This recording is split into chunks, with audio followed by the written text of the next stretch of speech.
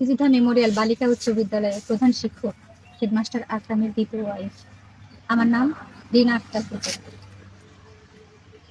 তো আমি আকরামকে বিয়ে করি ওর সন্তান না হওয়ার জন্য।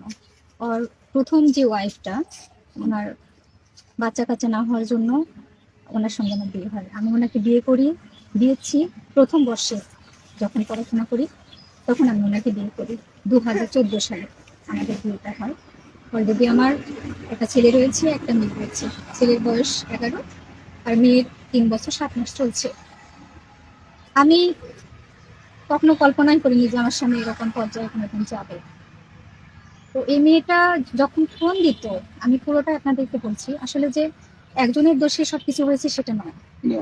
আসলে এই মেয়েটা যখন ফোনে বারবার ফোন দিত, তখন আমি আপনাদের ফোন আমি এমনিতেই নাড়তাম, কে তার সাথে কতক্ষণ কথা বলছে আমি দেখতাম আর কি। তো আমি দেখি যে মেয়েটার সঙ্গে 3 থেকে 4 বার স্কুল থেকে যাওয়ার পর কথা হয়, মানে মেয়ে নিজেই ফোন দেয়।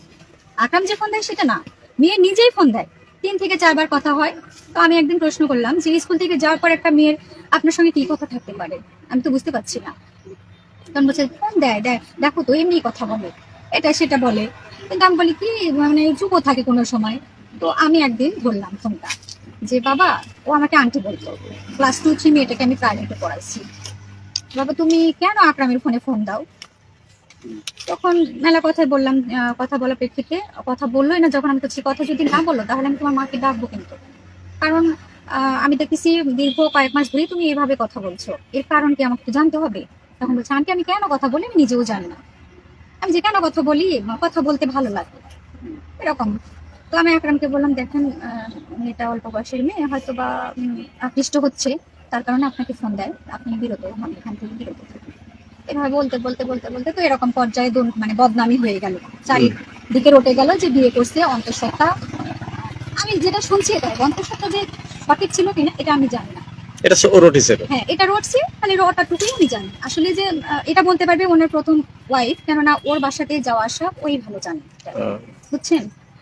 আর পরে তো এই মানে এভাবে কাটতে কাটতে এই তো রবিবারের দিনে আমি বাজার থেকে ফেরার পরে ফ্রেশ হয়ে আমি দাঁড়িয়ে আছি। আকরাম জানে না যে আমি দরজার পাশে দাঁড়িয়ে আছি। তো ওনার প্রথম ওয়াইফ ফোন দিল, আর ফোন দিলে আকরাম আবার লাউড দিয়ে কথা বলে। তো ফোন দেওয়ার পরে লাউড দিল, আমি দাঁড়িয়ে আছি। তখন বলছে যে তুমি কোথায় আসো? বাসায়। কি করছো? একা আসো? হ্যাঁ। এখনই আসো তো। আমার মনে তখন সন্দেহ জেগে, যে কেন ডাকলো, এরকম করেই ডাকি, এরকম করে মেয়ে যখন, মেয়ে তো আকরামকে ফোন দেয় না, বুঝছেন। এই ঘটনার এই যে এত বদনাম হয়ে গেছে, এগুলোর পরে মেয়ে কিন্তু আকরামকে ফোন দেয় না, মেয়ে প্রথমে ফোন দেয় স্বপ্নাকে, ওনার প্রথম ওয়াইফকে ফোন দিয়ে আকরাম কোথায় আছে আগে জেনে নেয়। তারপরে আকরাম যদি আমার কাছে থাকে, সেখান থেকে ডেকে নিয়ে এসে কথা বলাই। এরকম কোন প্রথম স্ত্রী করতে পারে আমার জানা মতে, আপনাদের জানা মতে আছে কিনা জানি না, জানি না, বুঝছেন। অনেক কষ্ট করছি, ডাকা নিল। তখন আমি খোঁজ নিলাম, তো খোঁজ নিয়ে দেখি মেয়ে মানে বাসায় আসছিল রবিবারের দিনে, সবকিছু নিয়ে অলরেডি মেয়ে বাসায় চলে এসছে।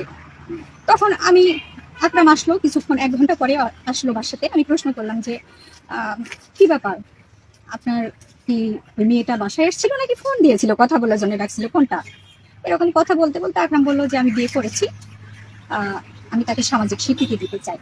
আমার বড় বউ যদি চাকরিজীবী হয়ে তাকে মেনে নিয়ে থাকতে পারে, তাহলে তোমার সমস্যা কোথায়? এরকম কথা সে বলে ফেললো। তখন আমি বললাম আমি আপনার সঙ্গে তো আগে জড়াবো না, এটুকু জানার আমার ছিল যে আপনি বিয়ে করেছেন কিনা। এত কিন্তু অনেক মিথ্যাচারী আমাকে বলেছেন।